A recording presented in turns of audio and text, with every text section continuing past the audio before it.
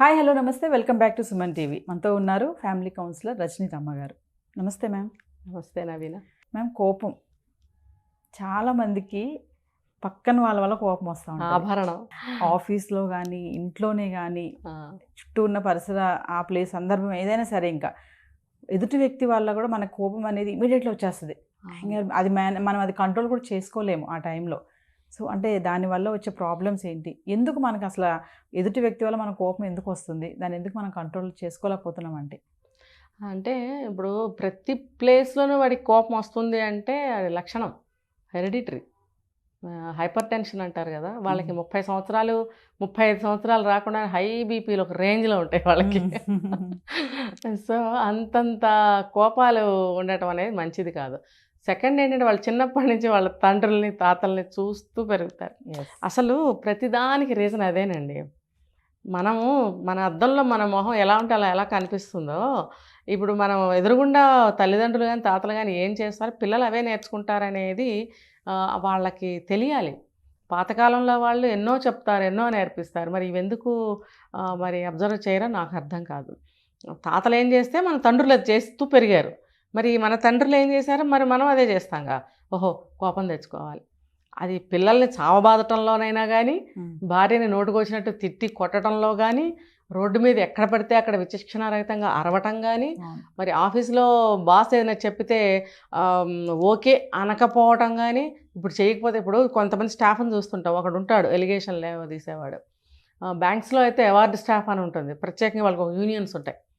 వాళ్ళు ఏంటంటే ఆఫీసర్స్ కై అన్న ఏ మాత్రం వాళ్ళు తేడా చేసినా వీళ్ళందరూ బయలుదేరి ఎలిగేషన్స్ తీసుకొచ్చి వాడు రిజైన్ చేసేవారు వదలరు అనమాట. వాడు అంతా చూసి వదిలిపెడతారు.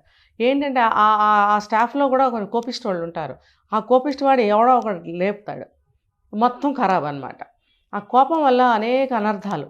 అది ఈ ప్లేసా ఆ ప్లేసా అనేది ఏం ఉండదు. కొంతమందికి సినిమా చూస్తూ ఉంటారు, మధ్యలో లేచి వెళ్ళిపోతారు. అంటే వాడికి కావాల్సినట్టు లేదు అక్కడ. తనకి కావలసినట్టుగా పరిసరాలు కానీ విషయాలు కానీ అనుకూలంగా లేవు అని అంటే ఇష్టం ఎలా అయినా చేసేస్తాడు వాడు. ఇప్పుడు అంత 400 పెట్టి టికెట్ కొంటాడు. అరే వాడు కంక్లూడ్ ఏం చేస్తాడో చూడు. అసలు అంత ఓర్పు లేకుండా అంత పిచ్చిగా తీస్తారా సినిమాలు? పోని అంత టికెట్ పెట్టినప్పుడు చూడవయ్యా 2 గంటలు కూర్చుని, అబ్బే అడే నోట్లో నుంచి ఫిల్దీగా ఏదో ఒకటి అంటూ లేవండ్రా పోదాం లేవండ్రా నడండి అని చెప్పి అందరిని లేపుకొని వెళ్ళిపోతాడు. ఆటోమేటిక్గా వాళ్ళందరూ కూడా పావు మంత్రం వేసినట్టు లేచి వెళ్ళిపోతుంటారు. అంటే అంత కోపం ఎందుకు, అంత సహనం లేకపోవటం ఎందుకు? ఆ కోపంతో ఏమి సాధించేది ఉండదు. ఇప్పుడు అలాంటి వాళ్ళని మనము చాలా జాగ్రత్తగా డీల్ చేస్తూ ఉండాలి. బాస్ ఏం చెప్తున్నారో కాస్త అర్థం చేసుకో. ఆఫీస్లో నీకు వర్క్ ఏదన్నా బాగోకలేనో లేదా డెడ్లైన్స్ ఏవో ఇస్తారు, దాని ప్రకారం వితిన్ టైం చేయటమో, నువ్వు చేయలేకపోబట్టే కదా వాళ్ళు అంటున్నారు అని ఎందుకు వాస్తవాన్ని ఆలోచించలేకపోతారు? సరే తిట్టాడు, సరే వాళ్ళు ఆ కోపంతో ట్రాఫిక్లో నుంచి వస్తూ ఉంటారు, అవే రీల్ అవుతూ ఉంటాయి. పక్కన ఎవరో ఉంటారు, వాళ్ళ ముందు నన్ను ఇలా అన్నారు, పాపం ఆయన ఏమనడు, ఏమయ్యా మరి వర్క్ టైం ఇచ్చాం కదా. ఒకసారి హెచ్చరిస్తారు బహుశా, సెకండ్ టైము హెచ్చరిస్తారు, థర్డ్ టైమే వాళ్ళు కూడా ఏదైనా కొంచెం గట్టిగా అంటానికి ట్రై చేస్తారు. ఇప్పుడు నీకు టైం ఇచ్చినప్పుడు 2 సార్లు హెచ్చరించినప్పుడు నువ్వు ఎందుకు చేయలేదు అని అన్నప్పుడు కోపం ఎందుకు?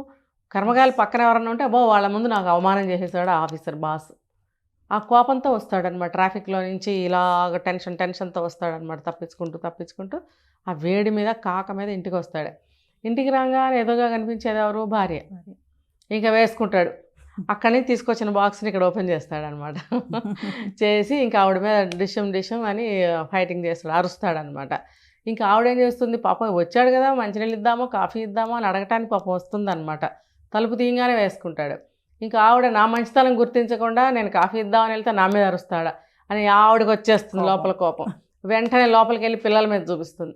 2 పిల్లలు ఉన్నారనుకోండి, ఆ పిల్లవాడేసి ఇంకో నెక్స్ట్ ఇంకో పక్కన నా అక్క చెల్లో తమ్ముడో వాడి మీద చూపిస్తాడు. ఇలా ఇల్లంతా అండర్స్ట్ అయిపోదా? నువ్వు ఎక్కడి నుంచి ఏం తీసుకొచ్చి ఇక్కడ వదిలిపెట్టావు? ఆ చెడు ఎంతవరకు పాకింది? చక్కగా ప్లెజెంట్గా ఉండాల్సిన ఈవినింగ్ ఎట్లా ఎంజాయ్ చేయాల్సిన ఈవినింగ్ని ఎట్లా తయారు చేసావు? నువ్వు రావటమే సాయంత్రం అందరూ ఆహ్లాదంగా కలుసుకునే సమయం, అంత హాయిగా ప్రశాంతంగా ఇంటికి రావాలి. అట్లా కాకుండా నువ్వు అంత అగ్నిని మోసుకొచ్చి అందరి మీద రుద్ది అందరినీ అరిచి తిట్టి కొట్టుకుని చివరికి ఏడుపులు పెడవబ్బులు, ఆ రోజు డిన్నర్ ఉండదు. ఉన్న పాపం భార్య సరిపెట్టుకుని 9ంటికో లేచి అన్నమో కూర వండి పెడితే కూడా నాకు వద్దని తోసేసేవాళ్ళు ఒకళ్ళు. నీ మొహంలా ఉందనేవాడు భర్త. ఇంకా ఎంత అంట్రెస్ట్గా ఉంటుంది చూడండి. ఇది ఇంత కోపం అవసరమా? లేదు కదా. తన కోపం ఎందుకు వచ్చింది, అసలు బాస్ ఎందుకన్నారో అర్థం చేసుకుంటే ఇంత ఉండదు. కాబట్టి అంత కోపం చేసుకోవాల్సిన అవసరం లేదు. దానివల్ల రోగాలు కూడా వస్తాయి.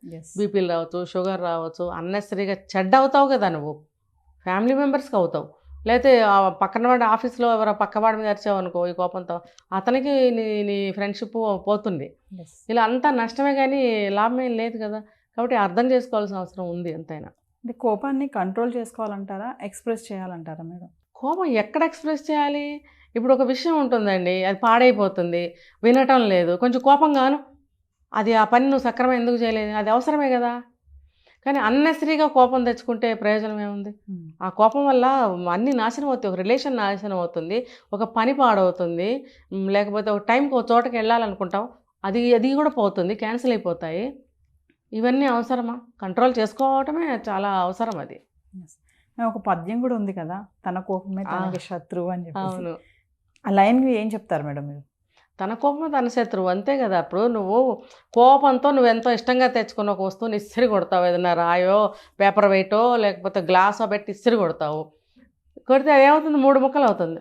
ఫర్ ఎగ్జాంపుల్ కోపంతో సెల్ ఫోన్లు ఇసిరేస్తారు. అది నువ్వు ఇష్టంగా 1,00,000 రూపాయలు పెట్టి కొనుక్కుంటావు. లేకపోతే ఐపాడ్ కావచ్చు, లేకపోతే ఎదురుగుండా టీవీ ఉంది, టీవీకి నువ్వు ఏదైనా వేసి కొట్టచ్చు కోపంతో. అంటే ఒక వాల్యుబుల్ వస్తువుని పగలగొడితే కానీ వీళ్ళందరికీ బుద్ధి రాదు అని చేసే పని అది. కొనేది తనే, నష్టపోయేది తనే. ఆ విషయం తెలుసుకోవట్లేదు. వాళ్ళకి బుద్ధి చెప్పాలనుకుంటున్నాడు. నువ్వు కష్టపడి కొనుక్కొచ్చి ఇంట్లో పెట్టిన ఒక వస్తువుని పగలగొడితే వాళ్ళకి నష్టమే ఉంది. రేపు నాన్న ఇంకోటి కొనుక్కొస్తాడు 4 రోజులు పోయాక. చూసేది ఎక్కువ ఆయనే అయితే కనుక, చూడకపోయినా కూడా ఆయనే తీసుకొస్తాడు. ఎందుకంటే పశ్చాత్తాపం అనేది వస్తుంది తర్వాత, అరే నా కోపంలో నేను అదేదో ముందే అనుకున్నాడు అనుకోండి, ఆ పని చేయడు కదా. మరి అలాంటప్పుడు అది మళ్ళీ ఎంత డబ్బు అవుతుందో అవన్నీ తీసుకురావడానికి, మరి అది శత్రువే కదా. మళ్ళీ అప్పుకో వెళ్ళాల్సి వస్తుంది. లేదు జేబులో బాగా డబ్బులు ఉన్నాయి బ్యాంకులో, ఆ డబ్బులు అయిపోతాయి కదా, మళ్ళీ తీసుకొస్తాం. మరి అటువంటి పనులు అవసరమా? కొంతమంది అయితే చీటికి మాటికి కోపడుతూ ఉంటారు. ఇంకా అసలు 24 గంటలు ఇదే పని అనమాట. చీటికి మాటికి కారణం ఉండదు. మీరు చాలా రీజన్స్ చెప్పారు. వాళ్ళు అలా కాదు, కొంతమంది ఇలా ఉంటారు. అంటే వాళ్ళని ఎలా కంట్రోల్ అంటే ఇది పెద్ద టాస్క్, ఇది ఒకసారి కంట్రోల్ చేసుకోలేరు. అంటే అలాంటి వాళ్ళకి చిన్న చిన్న చిట్కాలు ఏమైనా చెప్తారా? మీరు వేసిన ప్రశ్నల్లో కంట్రోల్ చేసుకోలేక కాదు, అది ఇంటెన్షన్తోనే అంటారు. ఏంటంటే అంతా తనకు అనుకూలంగా ఫేవర్గా జరిగిపోతూ ఉండాలి. తనకి ఇష్టం లేని వ్యక్తులు అనుకో, ఇంట్లో భార్య మీద ఎప్పుడు కొంచెం ఇష్టం లేని పెళ్లి చేసుకున్నాడు అనుకో, లేకపోతే ఆ సమయంలో భార్య అక్కడ రావటం ఇష్టం లేదో, లేకపోతే తన మగతనం చూపించాలనో, ఏవో ఈ రీజనింగ్స్ వల్ల ఏంటంటే ప్రతి చిన్నదానికి తిడతాడనమాట. ఇది అక్కడ ఎందుకు పెట్టావంటాడు, లేదా టీవీ చూస్తుంటే టీవీ ఇప్పుడు ఎందుకు పెట్టావంటాడు, సౌండ్ ఎందుకు అంత పెట్టావంటాడు, ఆ ఛానల్ ఎందుకు పెట్టావంటాడు, లేదా ఆ ఛానల్ మార్చేసి తనేదో పెట్టుకుంటాడు. మరి నాకు కాఫీ పెట్టంటాడు, పెట్టే లోపల వెళ్ళిపోతాను చెప్పులు వేసుకుంటాడు, పరిగెట్టుకెళ్ళి ఇవ్వబోతుంది, అక్కడ తిడతాడు, నువ్వు ముందెందుకు పెట్టలేదు అంటాడు. దీనికి ఏమైనా రీజనింగ్స్ ఉన్నాయా? వాడి బుద్ధి అంతా వాడు కావాలని అంటున్నాడు. అది మనం అర్థం చేసుకోవాలి. అర్థం చేసుకుని వాడు ఆడించిన ఆటల్లో మనం ఆడకూడదు. ఇంకా కోపంలో పిచ్చికొక్క అరిచినట్టు అరుస్తూ ఉంటారు కొంతమంది. వాళ్ళని ఏం చేయాలి, మనం మాట్లాడకూడదు. మనం మాట్లాడకుండా మనం సైలెంట్ అయిపోవాలి. అరుస్తాడు వన్ సైడ్ ఎంతసేపు కొడతాడు, అరిచి అరిచి అరిచి వాడికి దిమ్మ తిరుగుతుంది. ఇక్కడ ఆ దాహం అయ్యటమో, గొంతు ఎండిపోవటమో, ఇక్కడ తిమ్మిరి వచ్చినట్టు అవ్వడమో, లేకపోతే తలనొప్పి రావడమో, కళ్ళు తిరగడమో ఏదో జరుగుతుంది వాడికి. అది అయ్యే వరకు మనం సైలెంట్గా ఉండాలి. అప్పుడు వాళ్ళు మెల్లగా డౌన్ అవుతాడు. డౌన్ అయినప్పుడు ఏం చేయాలి, మనం వెళ్ళి కాసిన మంచినీళ్ళు ఇవ్వాలి. లేకపోతే మనమే కాసిన మంచినీళ్ళు తాగుతూ కూర్చో, ఒక గ్లాస్ నీళ్ళు తెచ్చుకొని 10 నిమిషాలు తాగు, నీళ్లు తాగుతుంది కదా అని అరుస్తూ ఉంటాడు. అదే అవతలవాడు అబ్బాయి అయినా అమ్మాయి అయినా సరే. మరి నీళ్లు తాగే గ్యాప్లో టైం తీసుకోవాలి మనం. ఒక 5-10 మినిట్స్ అలా ఒక్కొక్క గుక్క తాగుతూ వాడిని అరవనివ్వాలి. వాడు శాంతి అవుతాడు. ఏంటి సైలెంట్ అయిపోయారు యువతల వాళ్ళు, మనం ఎందుకు ఇలా అరుస్తున్నాము, ఎదుట ఉన్నది ఏం వ్యక్తి, ఎవరున్నారు, ఎందుకు అరుస్తున్నాం, రీజన్ ఏంటి, అసలు సందర్భం ఉందా నేను అరవటానికి, అనవసరంగా అరిచానేమో, ఇలా ఆలోచనలు వస్తాయి వాడికి వెంటనే. ఆ ఆలోచనలు వాడు ఆలోచించుకోవడానికి మనం నీళ్లు తాగే టైంని వాడికి ఇవ్వాలి.